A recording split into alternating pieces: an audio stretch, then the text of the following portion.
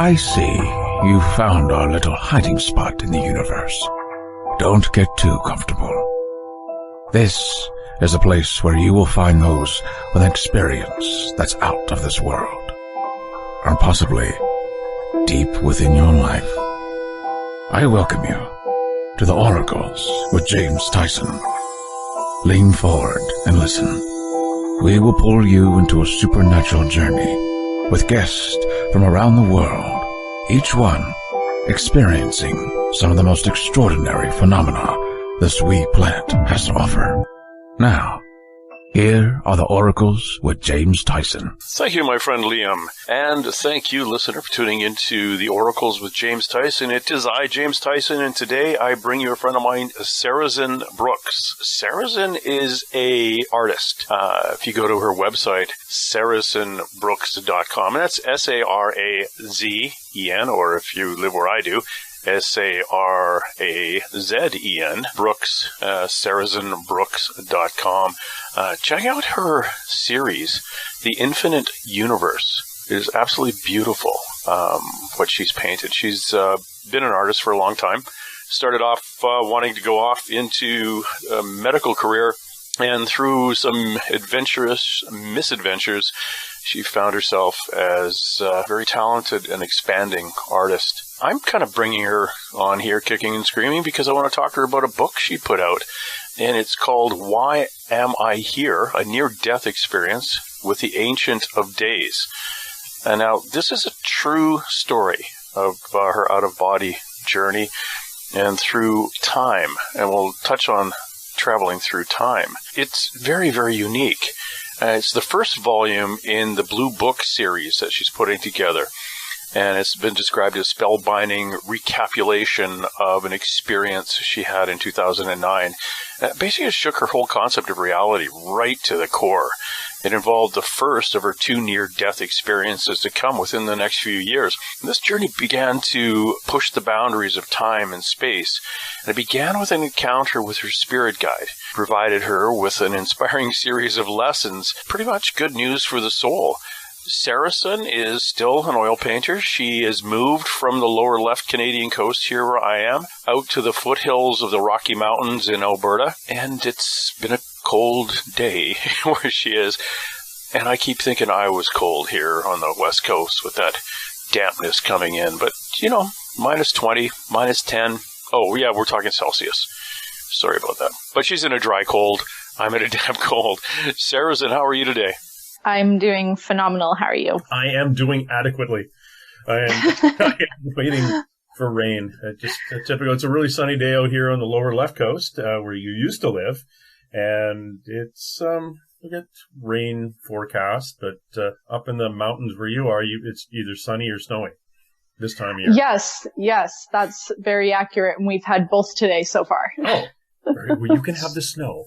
I just bought a new motorcycle, and that's for you up there to deal with. I used to be a Mountie in Alberta. I know what it's like. It's and that kind of snow is dry. It is funny where I used to work. It didn't melt. It would just disappear, and there were no puddles or anything. It just was gone. Interesting. Yeah. Okay, so you're very familiar then. Oh yes, I am. Actually, I have friends of mine who are down Crow's Nest Pass and Canmore area around the Calgary and that good southern chunk. But when the sun's out on that snow, holy cow, it's beautiful, beautiful, clear, sunny times. Absolutely. Now, one of the things, I've followed you as an artist and again, that sounds really creepy, but followed you as an artist for a few years now. And I was surprised in popping over onto one of the social media pages a while ago, it was a year or so ago, or whenever your book came out, that you actually had an overly spiritual side to you. Your book, Why I'm Here, a Near-Death Experience with the Ancient of Days, is absolutely fascinating to me. Give my listener a little bit of an idea of who you are. Didn't you go to university to become a kinesiologist at one point? Yeah. Well, thank you for that. Yeah, life has had. I feel like I've kind of lived 6 or 7 lifetimes in my short life so far.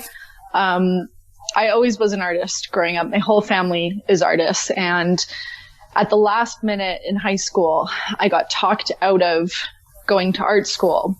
And instead, I kind of took a left turn and I went into my second favorite passion, which was medicine and biology and mostly physics. So I did college for 3.5 years before I was going to go into pre-med. And I kind of hit this wall where I was so spiritually and artistically unsatisfied that I just couldn't do it anymore. And I got turned on to this documentary called Basquiat, which was the first American Black graffiti artist who invented graffiti. And after watching that movie, I dropped out of my profession that day, same day. So that's kind of where my path as an artist started, and things came together very quickly from there. I would say I was always a spiritual person. My mom was spiritual growing up, and she taught me a lot of things about how the way the world worked and different cosmic laws. But, spiritual awakening really happens in phases as a person is ready to wake up. And it turned out that I just so happened to be very behind on my plan for my life at that time. I didn't know that. I think I probably took about a 6-year detour, and that was about the time that I went to college and a little bit after that. So basically what happened was I had already come to the conclusion that I wasn't supposed to be an orthopedic surgeon, and I was going to college and working 3 jobs. So you could imagine that my life in my 20s, I was basically running on no sleep and lots of caffeine. So after I left school, I cut down the different jobs that I had to kind of go at an easier pace. And I went to my job that was paying me the most, which was working at a casual fine dining restaurant in White Rock. And White Rock has some pretty powerful magical energies there. If you're familiar with the Washington Avenue Grill, it is actually built on native land, and it's been on Creepy Canada, all sorts of different shows. And there's lots of different stories about what's happened in that house, that restaurant.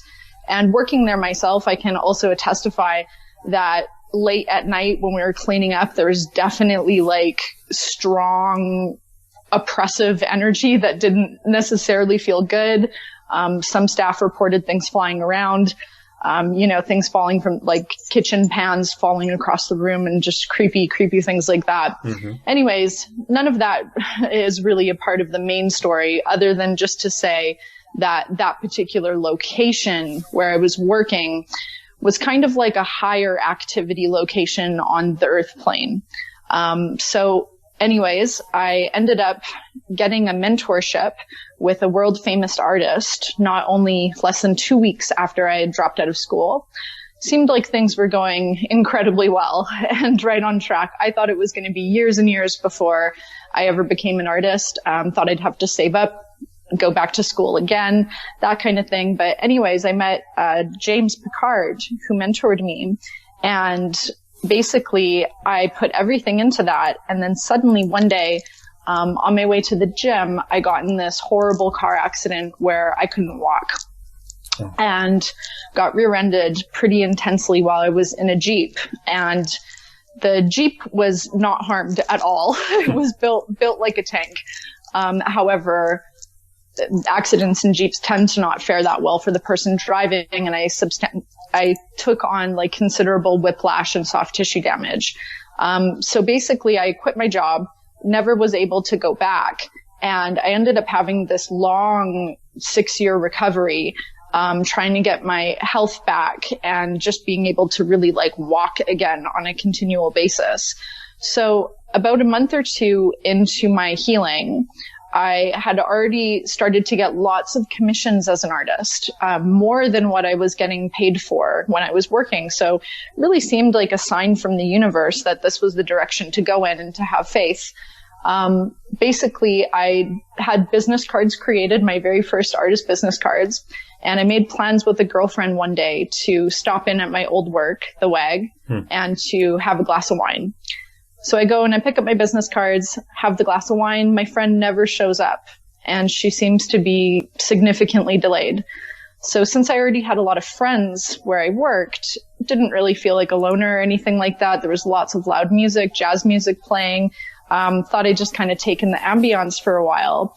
And suddenly I began to have a very strange experience.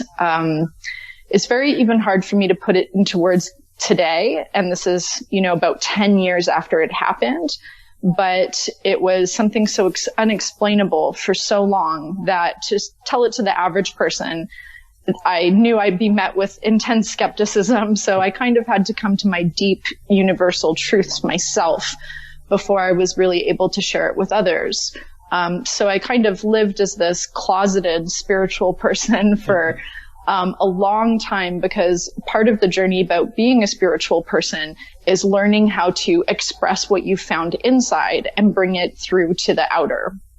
So basically, I started leaving my body as I was sitting at the bar, and the music became very loud and I felt very uncomfortable, and I didn't know anything about us being divine beings and having a multi-bodied system. But what it felt like something was happening to me somewhere else, not in the room that I was in right now, but somewhere higher. I began to somewhat panic. I didn't think that I had been drugged because I had been watching my surroundings the entire time, and I also knew everybody that was around me, quite close friends. So I turned to my friends and I said, hey, look, you have to take me home, immediately. I don't even think I can drive, even though I'd only had a glass of wine. Anyways, my friends were not so eager to let me go that easily, and they proceeded to talk me into playing some card games and stuff, and even challenging me to win my ride home. So I managed to do that. But at this point, I felt barely coherent. Strange things were going on. My hearing was going and then it would come back. My vision was going and then it would come back. It kind of felt like all my body systems were shutting off at the same time. It was very concerning. But I felt pretty safe because I was around good friends. Mm-hmm. So cut to the chase, I end up getting a ride home from a friend that I had worked with for quite some time, Mikey. And I had a standard car at this time. He was not familiar. So I had to kind of coach him on how to drive me home as another car followed. And basically, this is when the story begins to get profoundly weird. Basically, he stalls in the middle of an intersection late at night at around 10:30 p.m., but it's winter, so it's pitch black. And at first, we're very concerned, but it's so late at night, there's not a lot of cars. Suddenly, this semi comes barreling down in the opposite direction right as the lights are about to change. We get filled with tremendous panic as he's trying to depress the clutch and get going. And the last thing I remember seeing is the semi being a foot away from my side, the passenger side. What happens after that is even stranger. And I didn't feel any pain. Basically, there was just a very, very intense, loud energy, and then a period of blackness, and something that kind of felt a little bit like a release, where I felt very cold and very lonely and very isolated for some time. It felt like I was crying. Suddenly something shifted, and I don't know what happened. It felt kind of like someone came down and grabbed me. And this is where the story deviates from a lot of people who have had near-death experiences. A lot of people that have had some sort of trauma or experience where they've died, they usually report not a lot. They'll see a light. A lot of people go through a tunnel and sometimes visualize that. Or very often you'll see a family member or a loved one who's already passed, sometimes a guide. They'll give you some advice for your life, and then the person is allowed to live again, or else it wouldn't be a near-death story. So this is where things get very different. And I actually have multiple timelines of events of things that happened, because when you are in timeless space, things don't happen in a linear fashion. Things happen kind of at the same time. And there actually ended up being more than one version of myself who was having these different various experiences at the same time. So in the main timeline where the primary amount of my consciousness was focused, suddenly I then appeared back in the same car. Although the person beside me now was different. It did look like my friend who was just with me. Except in this version, we just kept driving. Suddenly the stall didn't happen. We just continued on. And we were driving for what felt like an incredibly long time. And I only lived like 10, 15 minutes away, or maybe 20 with traffic, but at that time of night, less. So we began having this conversation, and I noticed that this being beside me, he seems bigger than my friend. He seems more sure of himself with his statements, more confident. He even seems like he has like some profound wisdom that he's hiding from me. And then I start to really look at him, and I notice that his skin is actually glowing. Now I start to think maybe I'm hallucinating. But on the same stance, I've never felt more awake in my life. So we begin to have this kind of back and forth dynamic where I'm kind of existing in this impression that maybe I'm drunk, and I'm kind of telling myself that this is all something weird. Although, if you have a couple glasses of wine, you don't usually hallucinate like a divine being. That's kind of like a miracle. Yeah. So, but we all have ego within us. And especially then, I still had a considerable amount left. So my ego was doing an incredible job to diminish everything that began happening from this point on. We get into a long conversation, and basically I realize that he has appeared based on my request. And the evening before this event, I had been reading this profound book that I had been guided to because I was so injured and I could basically only lie in bed for long hours of the day. I had started reading an amazing book called Tales of Power by Carlos Castaneda. That book pushed my realm of what was possible, and I began using some of the teachings that I had learned in that book to command an experience where I would be removed from my body, since my body was the most painful place for me to exist at that time. It's not that I wanted to die, but I wanted to escape from the reality that I was in. And I wanted to experience higher planes. I wanted to feel weightless. I wanted to meet these beings that I had read about for myself, and I knew that they were there. I wanted to see what it was all about. So after we have this conversation, it becomes clear that he had come at my request, and by some incredible grand act of a blessing from the universe, that I actually was being this gifted and experienced to travel astrally throughout the universe. So he never made anything easy for me. And even from that moment on, he made me do everything myself. And I had no idea how to leave my body. And I literally took a line out of the Carlos Castaneda book. And I remembered that at some point that Don Juan, his teacher, had taught him that you could rip a hole in the fabric of the universe and exit out. So not expecting any of this to work at all, but acting on pure faith, I reach out with my hand in front of the night sky. And to my surprise, it was like a soft see-through shower curtain that I actually was able to pull back. To my amazement and fear, I ended up having enough nerve to push through. And that is when the beginning of the journey really starts. Oh, wow. So I shouldn't go to that restaurant. Okay. Unless. No, actually, I did a paranormal investigation there. It was cool.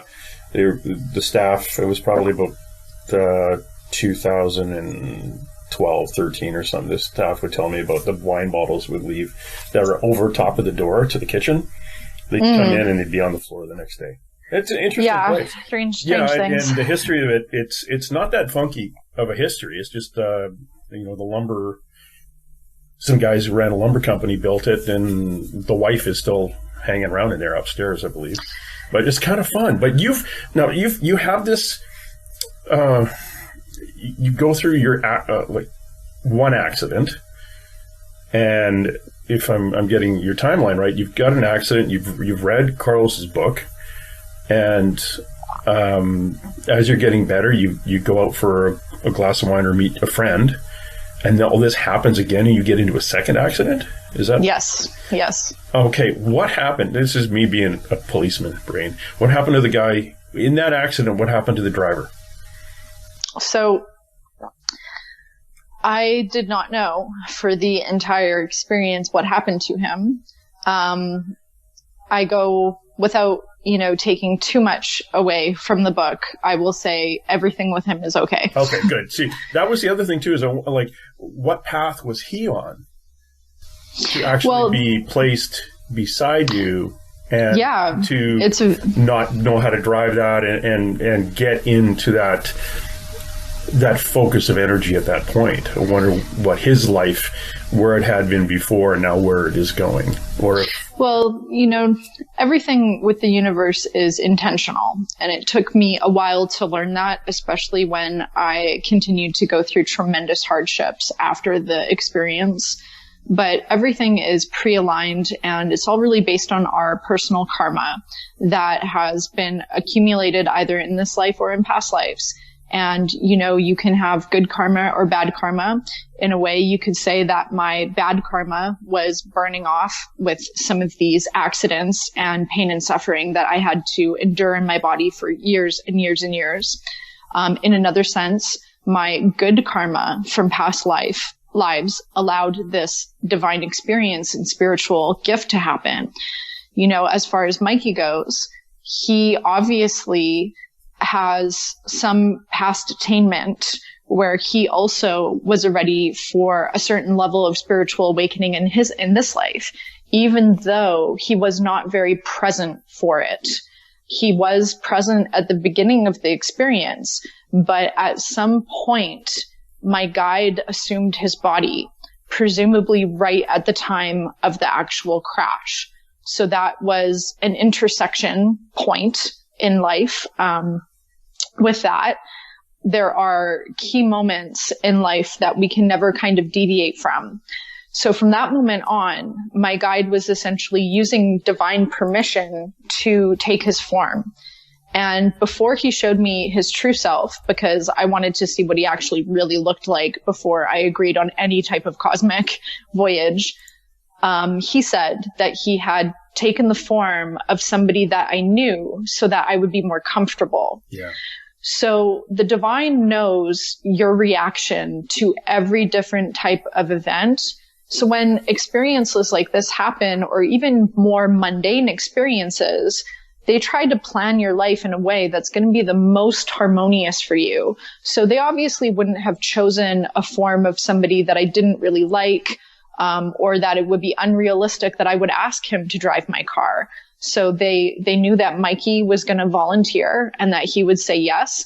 And I think that they also knew that after this had all happened and the dust had settled, I had to agree to come back into my life, although on some respect, I didn't really have a choice. But with that in mind, that Mikey also would have been spiritually open enough to agree to be in the book as well. Oh, fascinating. That is kind of cool. We're talking to Sarazen Brooks. She's an artist and an author, and we're discussing a near-death experience. I always call them death experiences because I frankly think you die. You die, you come back. With mine, it was a little bit different. With most people, I think that there's like an accident or something, and then, they flatline for a couple minutes, they get resuscitated, and they come back. That's kind of a typical, although I guess no near-death experiences are typical, but I actually considered calling the book a death experience. Oh, very cool. However, it just doesn't really have the same ring to it, I think. No, and people who will Google near-death experience won't find it. So exactly. Yeah. And again, for the people who are, for my listener, it's Why Am I Here? A near-death experience with the Ancient of Days. Your experience in the car with the being you call your guide, have you had ever met your guide, your spirit guide, your primary spirit guide, I should say, or the guide that happened to be stepping forward at that point in your life, have you ever met that guide before?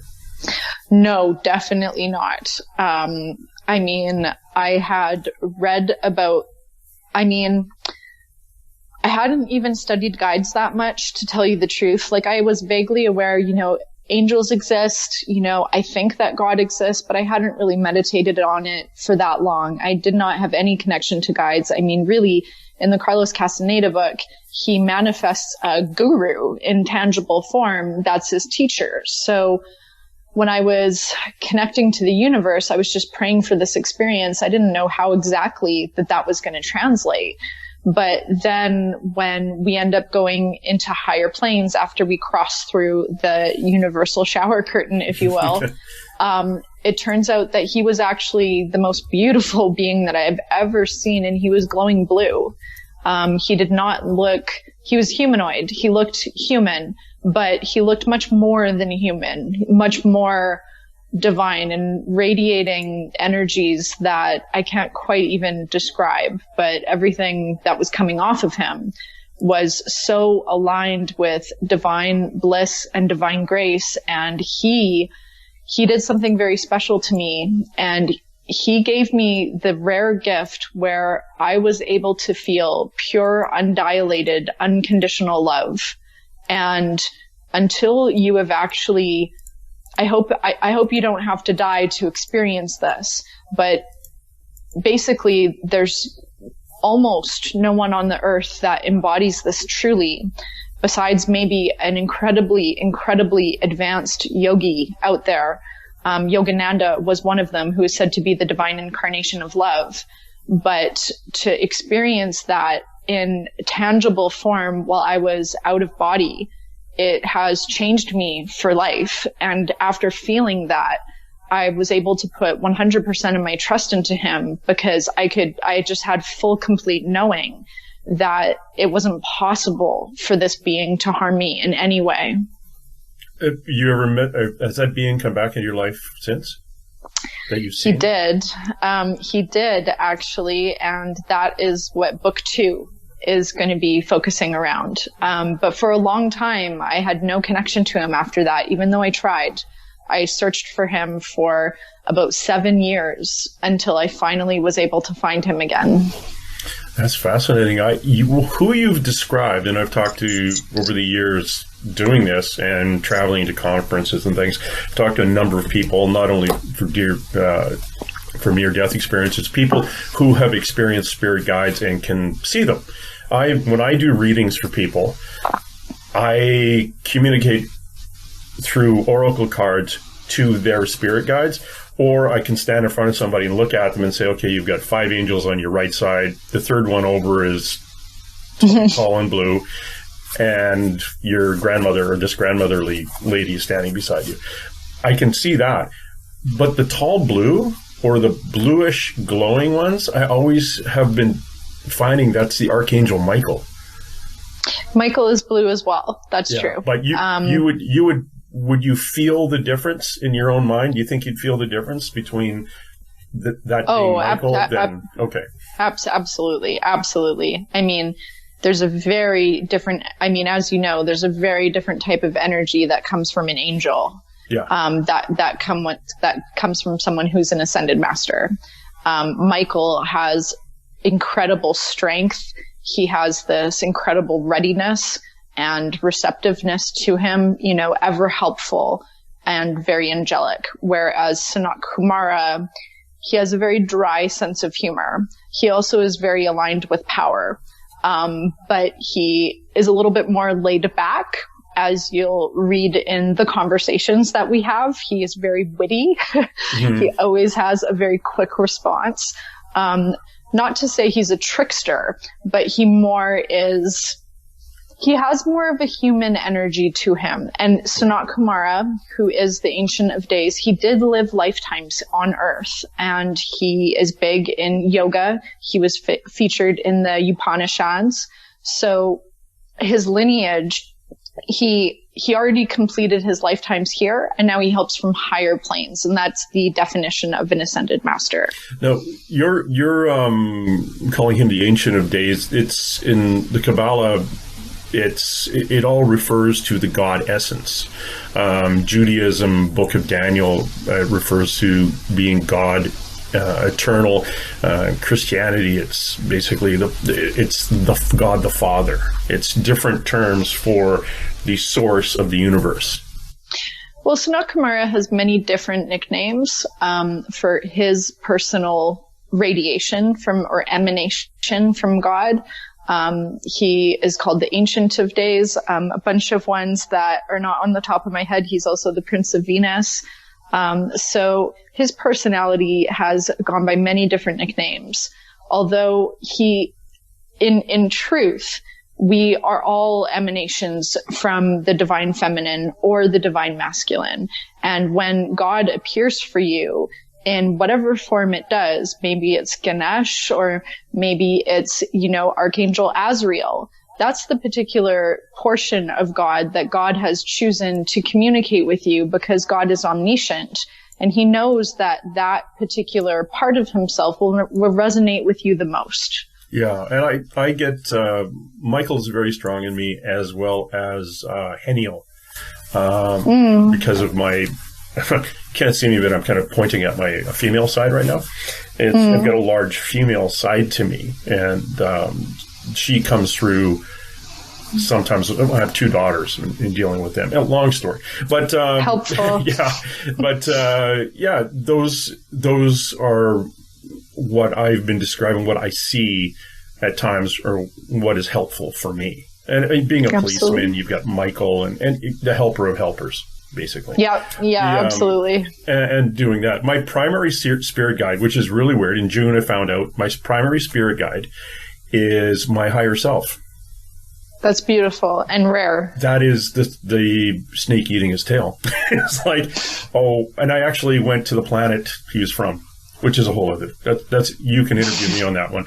All right. My present spirit guide, the guy, this is funny, it's a Gohart, which is Pan, the Greek god of the hillside. That's lots to master there. That is, he stepped in. I was in a spiritual timeout for a while, so he comes in and kind of takes over. It's been interesting. He's speaking of tricksters. But that's kind of fun. Your spirit guides. Do you often communicate directly to them, or do you meditate to them? Okay, good. Yes. Do you find they rotate? Do you have different ones coming in at different Absolutely. For a long time, it was Sanat Kumara, and we had this incredible relationship like nothing I could ever match again. He was more of a father to me than anything I could almost say, and it's kind of funny how people could relate to that because he's disembodied. Mm-hmm. But it literally would feel like he was standing in my apartment with me, telling me exactly, always trying to usher me to make good changes and things like that. We get in arguments with each other, like just, when I'm not doing the things that I should and stuff like that. But now, I've kind of gone through a long transformative period this last year where my whole routine the last 3 years had just become old and stagnant, and it just was not filling me with the same fire. So after reading the book Autobiography of a Yogi, which I highly recommend, one of the top spiritual books ever, I became very attracted to the path of Kriya Yoga. And, Sanat Kumara, the other way that you can tell that it's him is he's Indian. And there's a very strong Indian energy that comes from him. So with that in mind, kind of felt a lot of my yogic past lives really come to the surface, and I was looking for the quickest way home, the quickest way to transform myself and my full consciousness into self-realization. So I've taken this year-long yoga course, which I'm almost finished now, and now I've taken on Yogananda as my guru. So he's quite strong with me, but I'm also very attracted to Babaji. I'm very attracted to Sanat Kumara, a lot of male guides right now, but I find that they really help to kind of give me a kick when I'm needing it. But I still pray to the divine feminine often. but more so just in her direct presence. Your near death, this car accident that you were in, where you were then found yourself with your guide in Michael's body driving. What was the next thing after you're on this longer than normal drive and you're having this communication? What happens next? So eventually we end up at my house, which was the destination. And we were waiting because the other car with our friends in it who was going to drive him home were following us. So we were waiting for them to show up, and they were taking forever. Like, we had time to talk for so long. So in this conversation, I kept asking him, like, do you want me to wait for them to come? And he was like, you can leave if you want. And I was like, well, no, okay, I'll keep you company. And then finally my vision started going again, and we started playing this game. Started playing this game in the car to pass the time, and it's a really stupid game. I'm embarrassed of myself 10 years ago for some of the stuff that I said to a divine being. Was it truth or dare? No, it was worse. It was let's play drunk psychic, and it was kind of like an I Spy type of thing. And basically, suddenly he started guiding me to close my eyes, and I did. And this orange spiral started forming in front of one of my eyes, different colors and changing shapes. And it was pulling at me. I didn't understand what it was doing, so I pulled away. And he told me that the next time that it pulled, that I needed to push and go with it. And I felt very confused as to how my friend Mikey could know what I was seeing in my eyes, with my eyes closed, without me telling him. Obviously, this is not my friend. Mm-hmm. So the next time it pulled, I pushed, and I went fiery hot, and I opened my eyes, and it looked like nothing had changed. But with each one of these initiations that I went through, it took me a long time to figure out what had happened. So it was a burning off of my body and transitioning into higher planes. So at this point, it's not really fair to say that I'm existing on the earth anymore. This conversation is not really happening on the earth. We're not even in this dimension anymore. We're kind of like paused in timeless space where everything looks exactly the same as where we just were. So from there on, my guide, with his charming sense of humor, I ask him, casually, and I'm like, so you come here often? And he's like, actually, yes, I do all the time. And I was shocked, absolutely shocked to hear that. And he asks me, he says, like, do you trust me? Can we do this now? We need to get going. We're kind of like short on time. And I'm like, okay, yeah, we can do this. I'll rip a hole just big enough for me to go through. And he's like, just big enough for you? I'm like, okay, well, you could come too.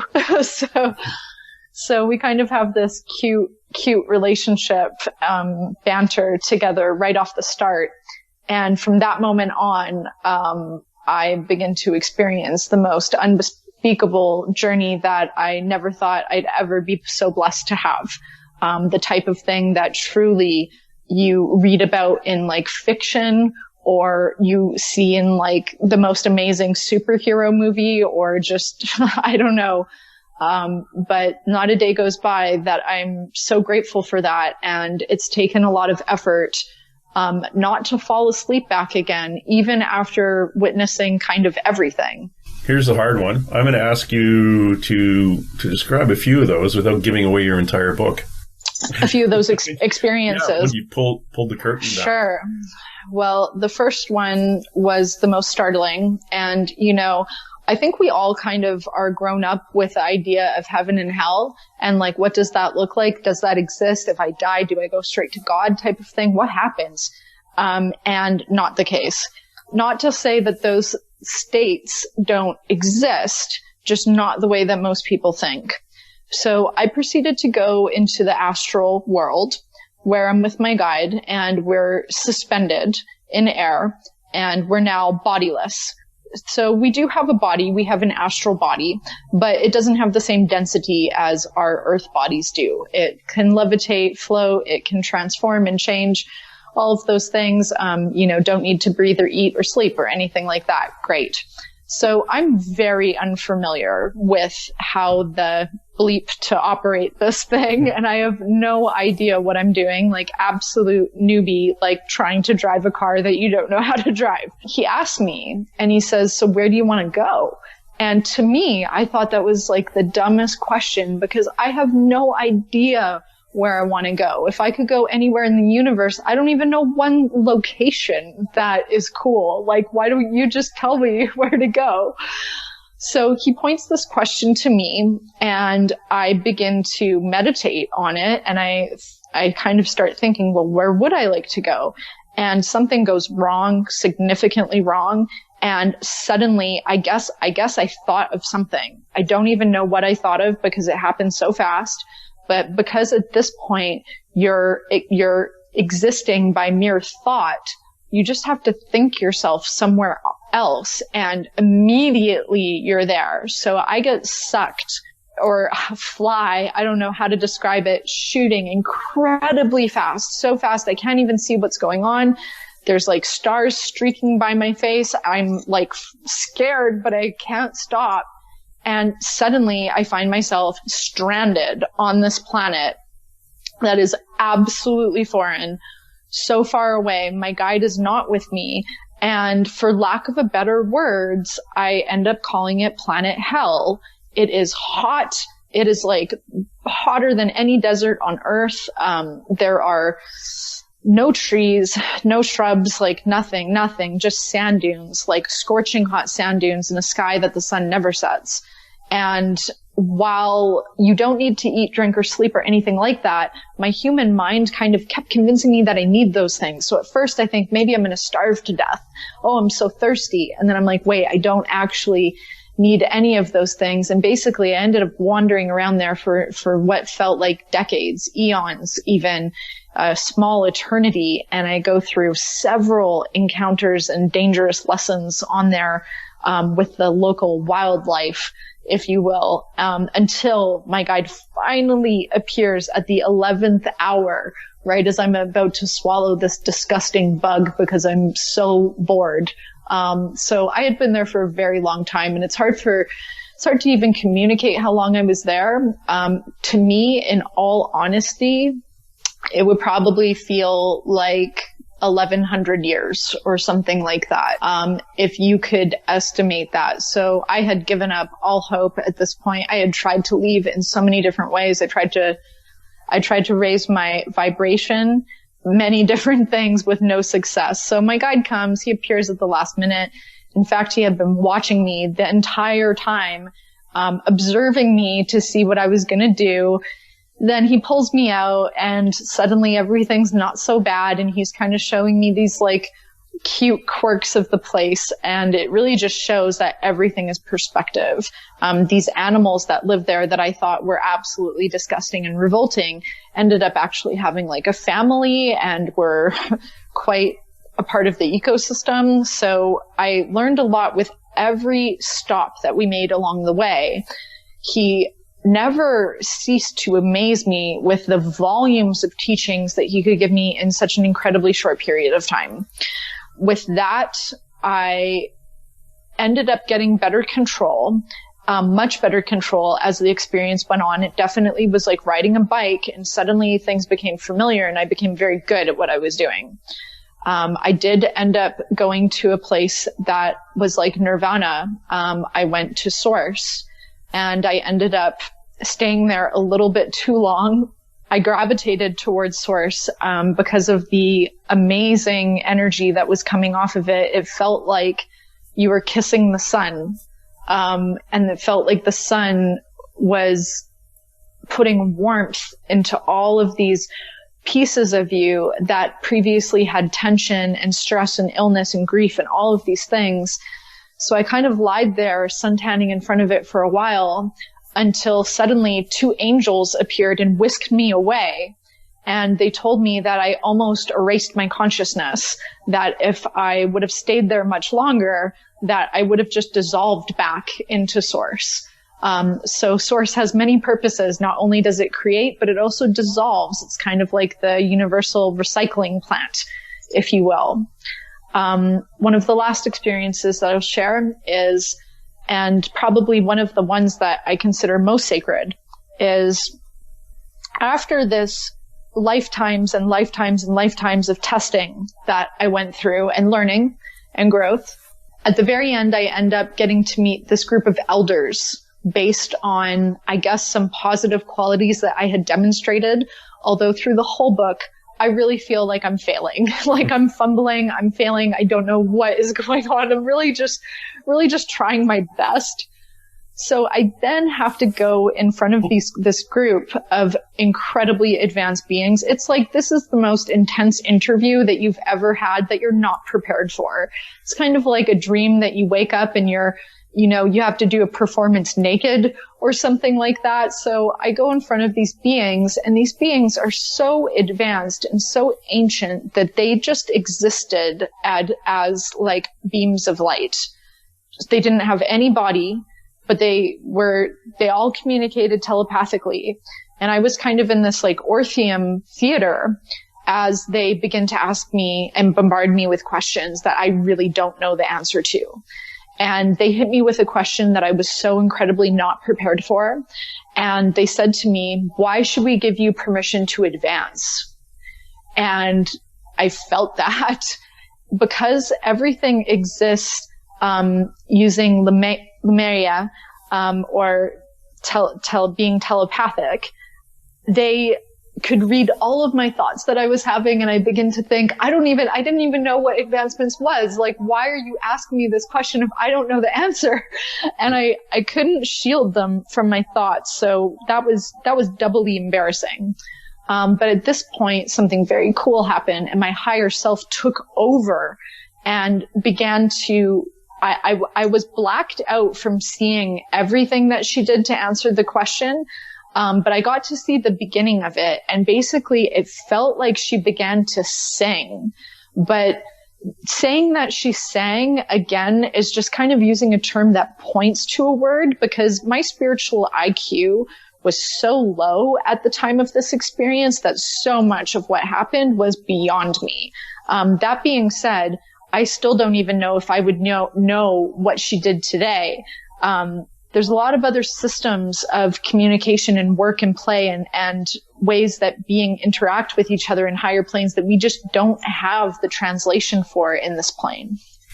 Yeah, it's fascinating that you describe that group of individuals, a group of beings, those light beings. I talked to an artist named Akiane Krameric, who at the age of 4 or 5, growing up in an atheist family, homeschooled, no television, no radio, no Bible in the house, comes out of the kitchen in the morning and say, "Hi, Mom, Jesus took me up into the universe, and there was a bunch of light being, like people that just glowed light, and they were talking to me."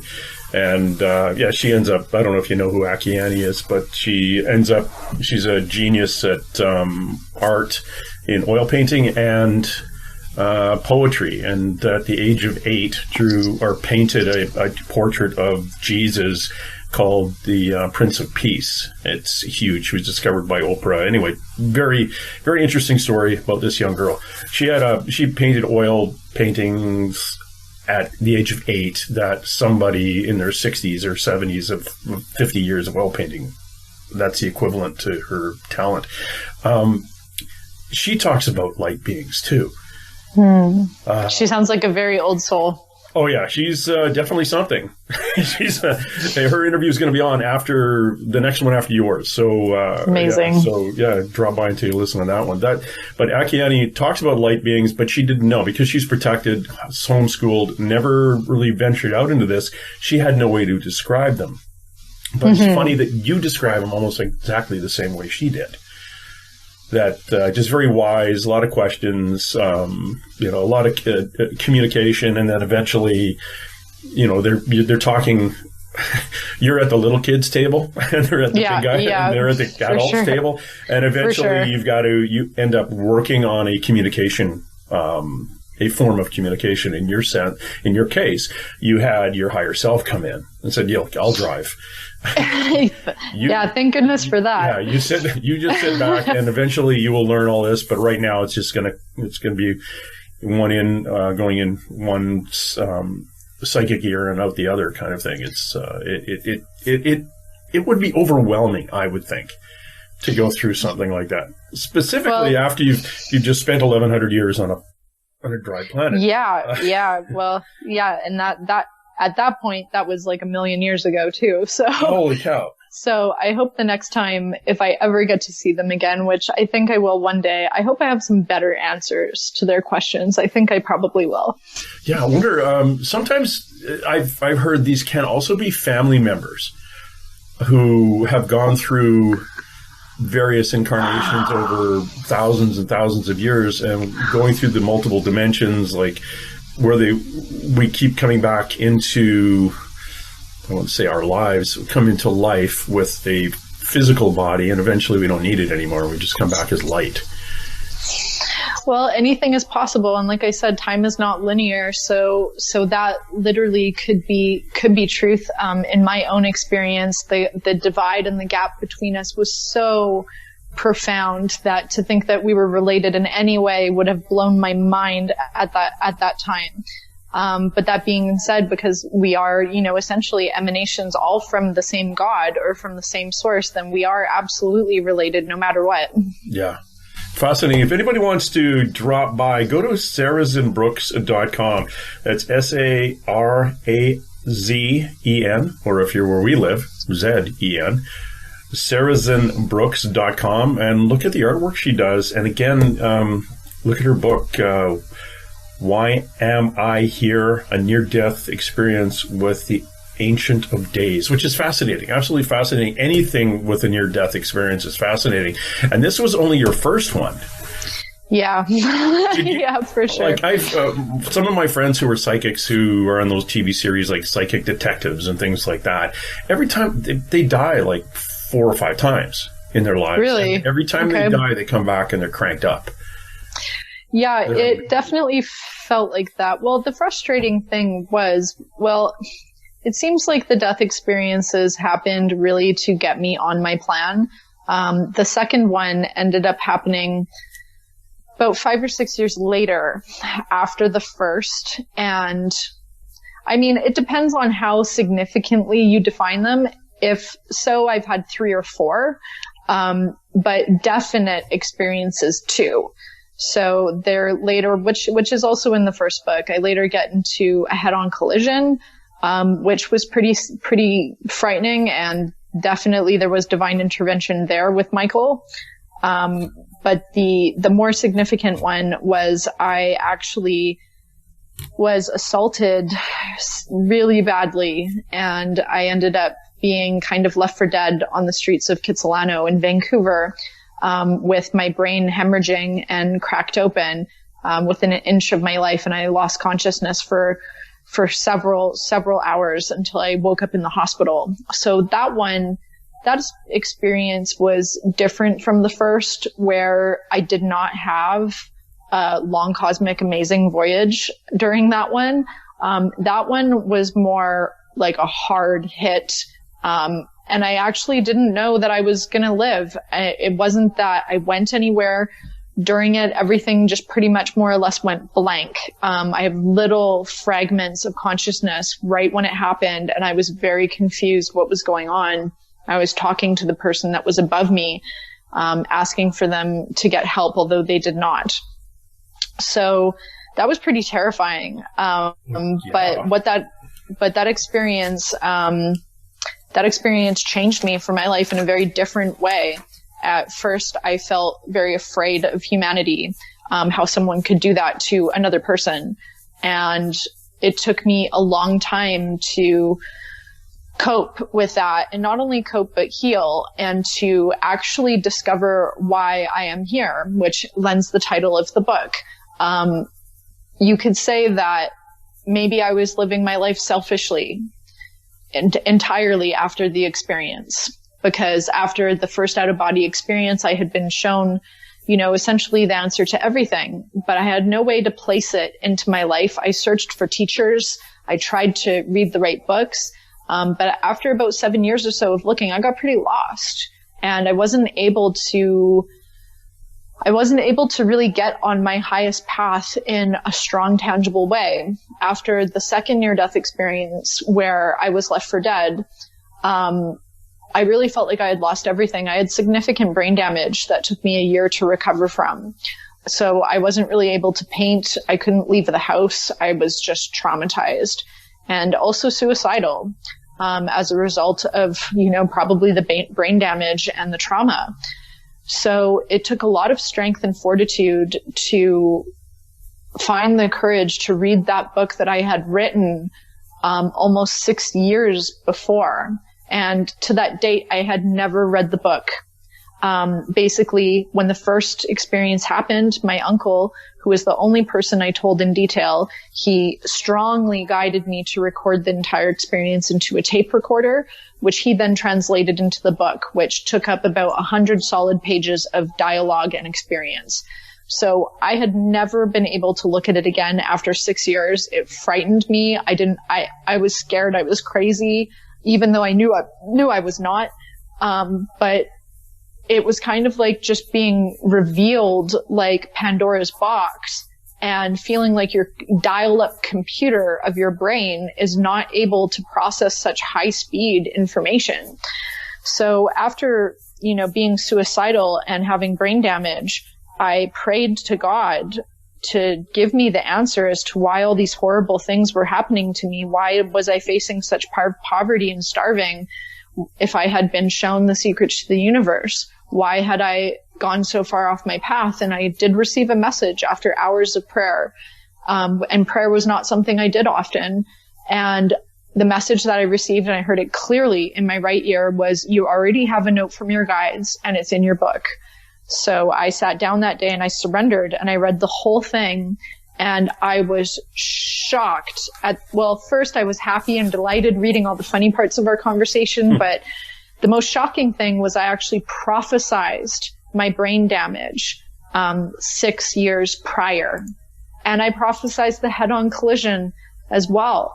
And that scared me. I was frightened about that, because at one point in the book, I look into all my possible futures, and they came true.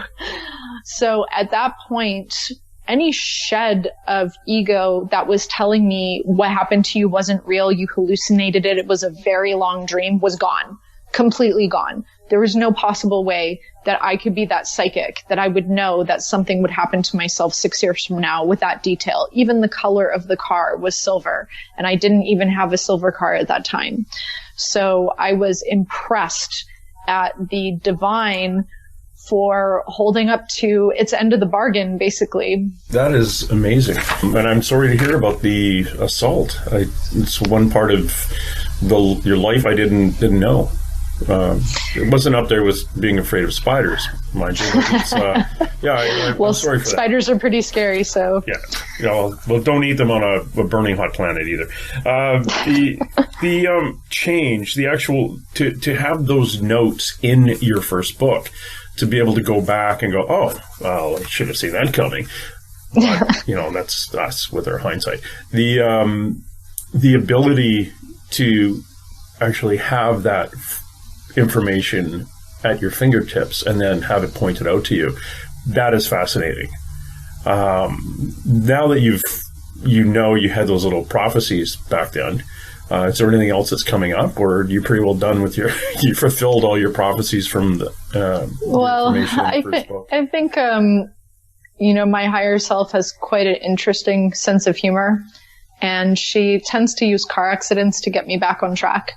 Although actually it is like this for many people, although they don't realize the adjustment that is being made in their life. Car accidents, even illness, things with health. So with that in mind, I do know a considerable amount of my future plans, and I have known it for quite some time. So I've been building up to that, for the last for the last 3 years working overtime. So there will be many things coming forward, some which I can announce, some which I can't. The art is something that will keep going strong no matter what. And I'm working towards painting the Ascended Masters and Higher Realms, which will be on the table next year. But beyond that, I will also write book 2 and book 3, which will be a continuation of the first book, and how that has translated into meditation and still reaching those states while still in my body. Oh, that's great. And again, for the listener out there who's interested in seeing some of her art, sarazenbrooks.com, go check out the Infinite Universe series that she's painted. I'm talking like you're not here. Sarazen's painted. It's absolutely beautiful. And I'm speechless. It is. It's really good. You're a pretty darn good artist. And I've always liked your stuff, which is funny because I'm actually, as you've been talking, for some reason I picked up my pencil and I started doodling swords for some reason. So I'm going to send them to you and see if they mean anything to you. But anyway, that's cool. That's between Sarazen and myself. It was honestly, they're swords. They're some weird thing, and I think it had something to do with us talking about Michael, but I don't know what. So every so often I'll doodle something for no apparent reason and think, yeah, I really should share that with somebody. Sarazen Brooks, you are an experiencer of something that I think many people would absolutely be terrified of when they do experience it. But to find yourself in a position where you're getting that physical slap in the head, like, hey, get back on path. This is where you're supposed to go. And in the way you describe them as being in car accidents or a physical something damaging your physical being to get your attention. As your father, I would say, as somebody who's a little protective about you, I go, you know what? How about you pay attention a little bit more so you don't have to get clunked on the head or get into a car accident. But I think you're already doing that. You are meditating more. You've identified a yogi. You are opening yourselves up and communicating and raising your vibration, which is where you're supposed to be going. That is your path. So let's hope these slap in the back of the head or ripping the front of your car off is not going to happen anymore. Absolutely. I don't think there's a whole lot of need for it. These days, I'm living a life of service. So I do sessions for people as well, although I don't advertise them.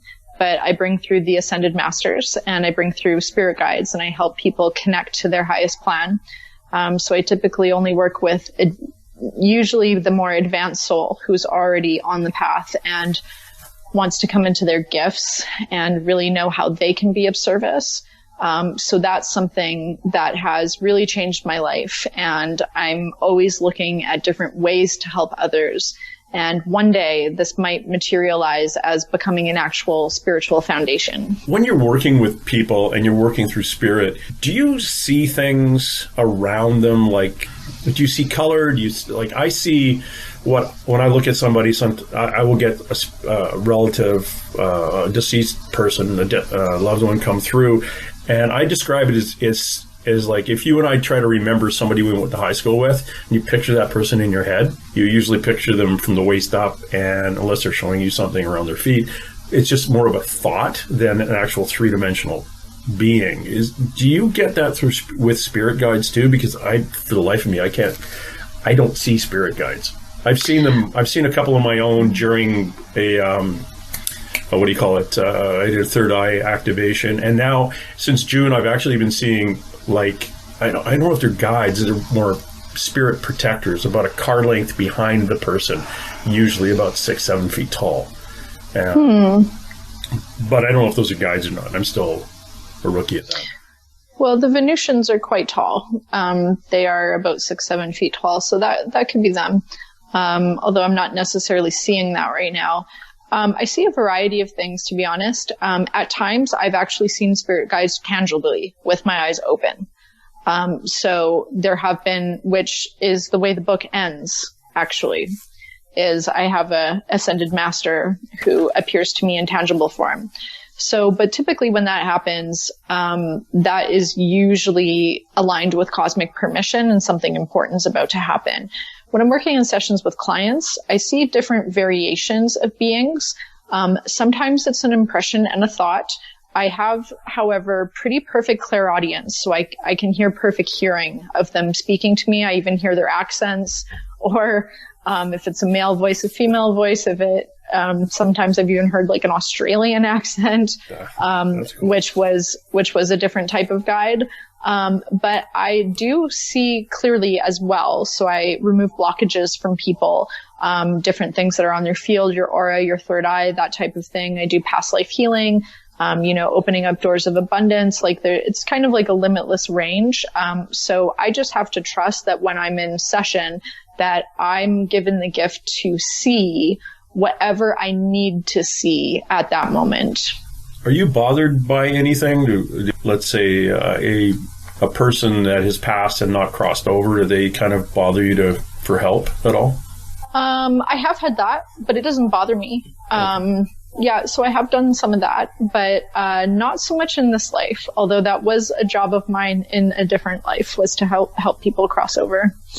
Oh, interesting. I get a lot of people who are very high vibration and just kind of coming into it, like using the base term empath. You wake up between 3 and 4:30 in the morning because that's the veil thins and they're standing at the foot of your bed kicking and say, "Hey, Sarazen, get up. You got to help me." And you wake up going, I think you all should leave.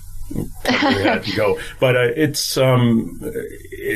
comes to those a lot of times who least expect it, and absolutely, it's awkward. Like in crowds, or I'll be talking to somebody, but I don't see the dead, quote unquote, the dead anymore. The ones that haven't crossed over. I used to see them a lot when I was a kid, and I did bring one home from down in Steveston, British Columbia. Paranormal investigation. I brought home a carpenter from the 1930s who was standing at the foot. Oh my goodness! Is that like adopting a stray cat or something? No, you know how you. We're out. Shaw Cable, which is one of the cable stations out here, wanted to follow around a paranormal group. So of course they wanted to do it in the middle of the night because they don't understand that those beings are there 24/7 anyway. But because it's dark, so it's spookier. So we went out to a place and it was raining and it was a long drive home. And instead of doing a little bit of a meditation and a please, I'm good, please stay here, when I left, I just went home. Got into bed. Okay, so you welcomed him. Yeah, he came home with me. So the next that's kind of funny. But yeah, it's one of those things. And of course I put myself in those positions. I'm constantly going to ghost conferences. I'm down in Tombstone, Arizona, in 1800s haunted rooming houses, and that's pretty cool. Yeah, I was supposed to be at Port Gamble, Washington this weekend. I still might go down there for that ghost conference. Was on the Queen Mary, had the sheets of my bed pulled off the first night. But that was somebody coming through and saying, "Hey, I really need your help, and I know what you can do. So we're just trying to get your attention." So once we figured that out, it was all cool, and we crossed them over actually a few weeks ago. But good. Yeah, I don't get that as much. I don't see the dead, I should say, as much, like full on standing in front of me anymore. I did when I was younger. Now I just kind of feel it. But the people I do get are your grandmother, who has already crossed over but volunteered to be kind of your in-between, your spirit guides and you. Are you talking about my grandma? No, I'm not. Okay, because she is quite powerful. But I get the person that is the gut feeling, the goosebumps, because until your vibration is high enough for your guides to connect with you directly, usually have a volunteer to come in and kind of be your in-between and pass on messages. So I get those all the time.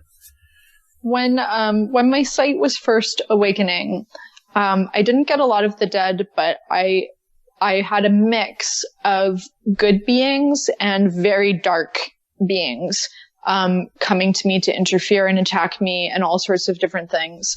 And that lasted for about 3 years, 3 or 4 years. So I had to learn a lot of psychic self-defense, because the more that you become aligned with your gifts, the more that the opposing energy in the universe also senses your awakening and wants to stop it. And that's something connected to the 3 gunas in yoga, which is the 3 types of energy that is always acting upon everything. So with every action, there's a reaction.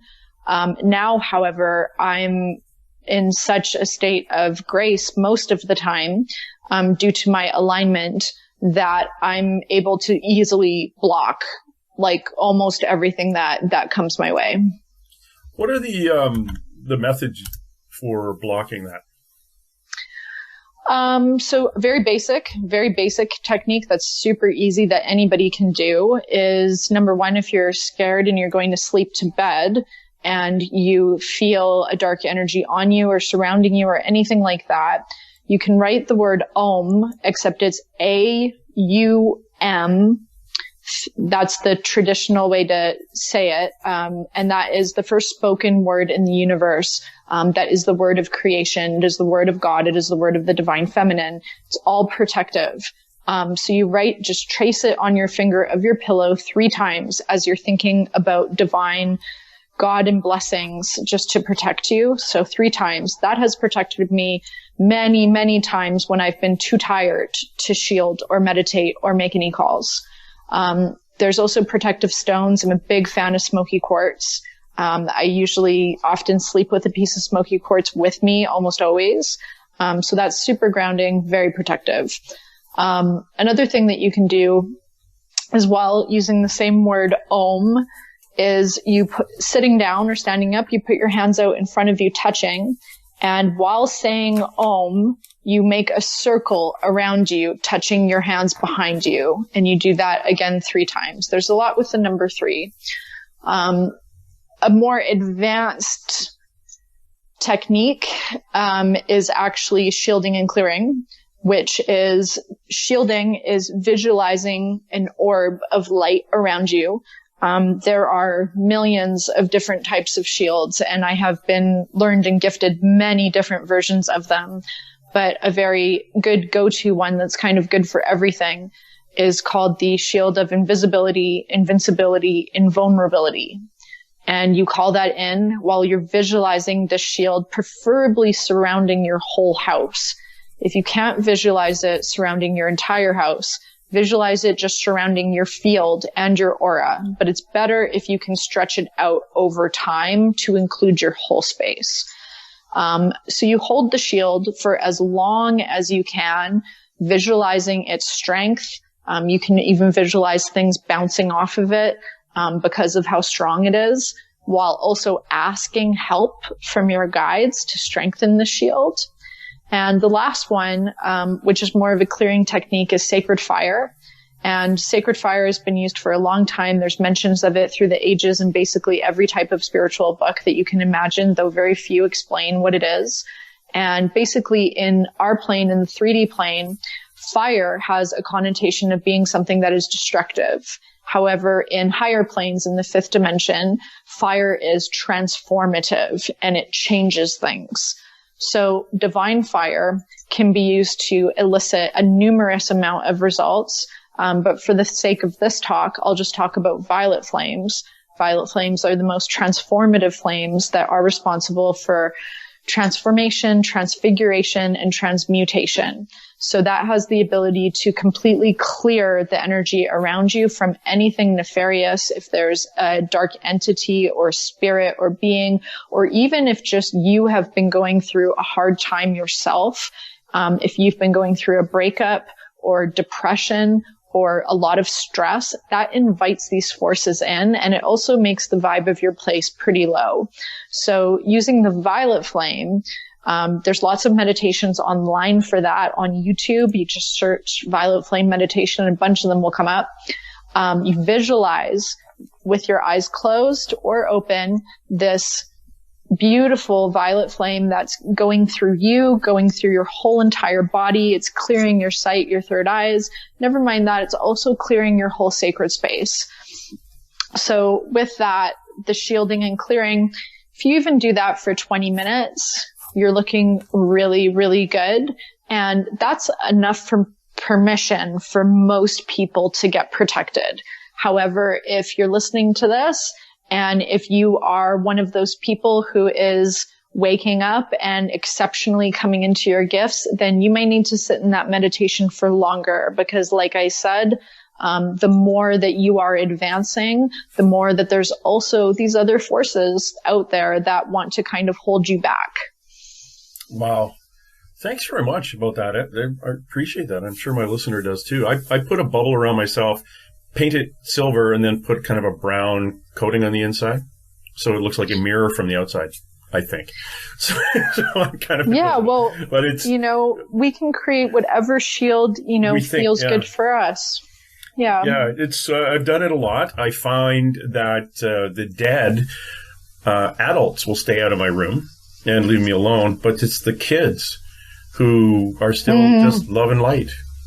I'll fill my room with love and light and put a boundary on it and my intention out there that nobody can bother me ever. This is my own personal time. And I was in a haunted kind of bed and breakfast hotel, really nice one out in Wheeler, Oregon, the old Wheeler Inn, and little girl in the middle of the night says, "Daddy." And I went, "Oh, okay, that's creepy." And, I've had things like that too. But the kids will come through. But all the dark stuff and the adults will all stay out. Yeah, no, kids definitely have more of a level of purity. But you know what? Also, I'm seeing that this is really your path that you've chosen for this life, is to have a lot of interactions with beings who are kind of in the in-between state. It's a lot of what you're investigating, and what you think about, you bring about. So I do think it's kind of part of your job description that you have right now. I've been told that it's part of my path right now. Yes. Things have changed a lot since was in a bad car accident when I was 16 and saw my first full-on dead people standing there, to going through as a policeman, interacting with a lot of dead people, and which is a whole other issue. That's another one. That's me being interviewed for another hour. Dealing with dead people, but the different shielding, it's fascinating, and the violet flame part is very, very. I am going to research a little bit more of that, because I think the purity, when you said that, I got this overwhelming kind of purity thing. The other thing is, I got told that, is this true that you are going to start putting meditations on YouTube? Oh, wow. I don't know where that came from. That sounds, did my guides just tell you that? No, I wrote it down. It said, interesting. Meditation, and you putting together some meditations for YouTube. But anyway, that's what I just. You know what? I get. It's funny that you say that, because my girlfriend had been talking about these guided meditations that she'd been listening to, and she was trying to offer them to me. I was like, no, I don't really use those. Like, I'm okay. Yeah, I do them myself. Yeah, but I have recorded them in the past, both for clients and for myself to help move myself forward. I've actually been big on subliminal tapes that I've used for myself to help elicit certain changes in me. But there's all different types of meditations that can be done. So I will tune in for that. Thank you for giving me something to tune into. Yeah, see where that bounces out, because that's, as you were talking about going to YouTube and looking something up, I just wrote down Sarazen guided meditations YouTube. It's like, oh, well, maybe I wonder, who knows? Maybe I'm supposed to point it out. But I love it. It's something you have to do. And when is are you in the process of your next book right now? So there are partial drafts done for book 2 and book 3. Right now, because I had a kind of arduous move across the country, the last 4 months, just finished getting set up. I'm taking some time to paint right now and to really get creatively inspired again. I just found writing the first book, it took me a year. It was so creatively stimulating in one way, but I'm still not ready for those long hours on the computer yet.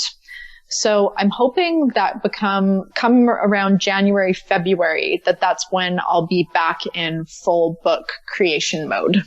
So 90 days. So don't say it. No, roughly about that. So I mean, if it was this time next year, that it came out, that's quite possible. Yeah. I would just do what you did the first time. Just say it all into a recorder and give it to your uncle. Right, Bob's your uncle. Yeah. Here, could you just type all this stuff up? It's 100 hours. Don't worry about it. Yeah, well, he's been an absolute godsend. I couldn't have done it without him. And he not only designed it, but he helped edit it. And it's true that the universe will send you an angel to help you accomplish your plan. So I'm forever grateful for him. And if anyone's looking for design work or book editing help, he's the guy to go to for sure. I was told 6 years ago or 5 years ago I was supposed to write a book about myself, but amazing. I don't even read books, let alone write them. Good Lord. Hey, that's the way that I felt too at the time. I had not read a book since college, which was just, medical texts. So that's part of the reason why it took me 10 years was because I felt, I had been shown something so sacred, so special and divine. How do I communicate what I've experienced when I can't even type a paragraph without a whole bunch of grammatical errors and punctuations? And basically it just happened one day. Just one day I felt ready. I had been meditating for years though. I had been meditating for 3 years and suddenly the time was now. Yeah. So, when the time comes, you will be in tune enough to sense that moment. And you have the kind of book that I would read anyway. I don't read a lot of nonfiction. I need to read. I don't read fiction. I read nonfiction. And yes. So I'm going to cheat. I'm getting the Kindle edition of your book. No worries. And again, for the listener, it is Why Am I Here? A Near-Death Experience with the Ancient of Days. Author Sarazen Brooks. Please go to her website, sarazenbrooks.com. Look at her art. My gosh. It's the Infinite Universe is absolutely wonderful series. I can't go off anymore on this. It's I've followed your art for years. You're a wonderful person, and I really appreciate you coming by. Well, thank you so much for having me. This was incredibly rewarding to do, and I'm so happy that we are more officially connected now. Okay. Thanks, Sarah, and you have a wonderful day. Thank you. You too.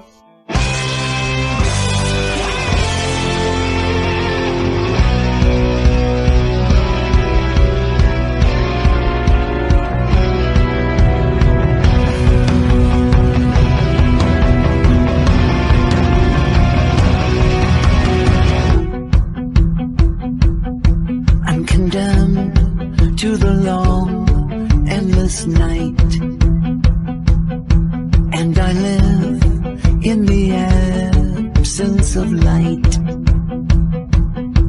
and my shadow has life of its own, watching you while you sleep all alone.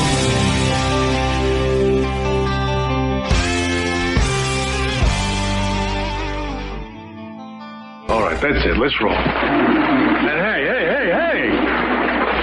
Let's be careful out there.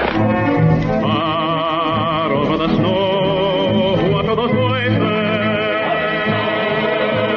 They sing as they go. What are those voices? Look over the mountains.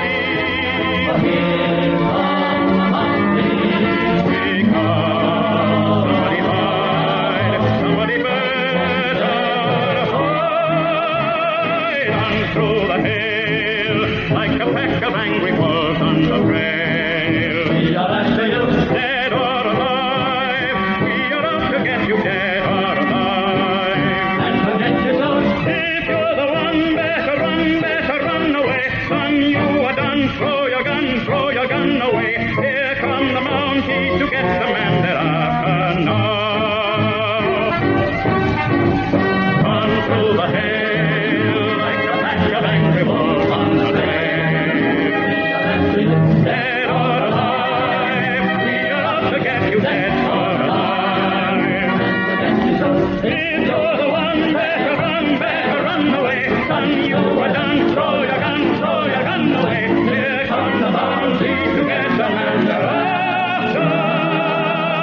No!